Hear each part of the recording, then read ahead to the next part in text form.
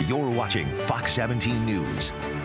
Look out, West Michigan high schools. There's a new conference in town. 7 schools from the OK Conference have broken off to form the all-new River Cities Alliance. And those involved say this is a move unlike anything we have ever seen before, and history backs that up.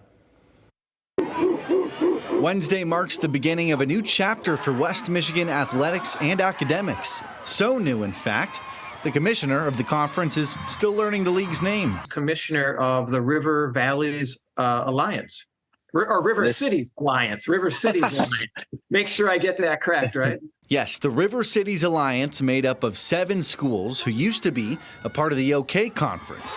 That's Allendale, Cedar Springs, Coopersville, Greenville, Lowell, Kenowa Hills, and Sparta. I love the conference. It is an outstanding conference. It's done an outstanding job at creating opportunities. The conference has gotten very large.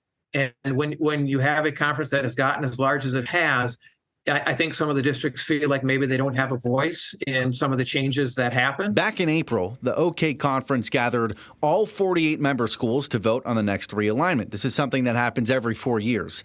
The vote was 42-6, resoundingly in favor. But I'm told 4 of the yes votes came from schools who have since left to join the River Cities Alliance.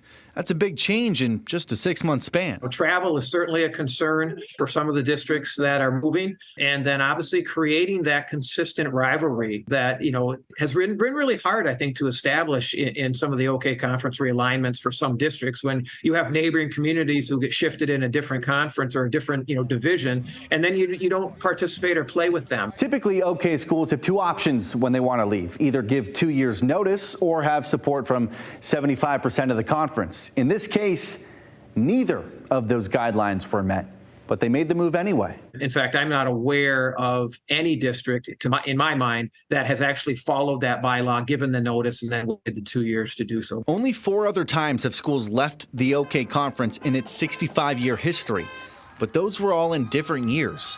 Watching 7 schools leave all at the same time is unprecedented, as Dave Feenstra put it.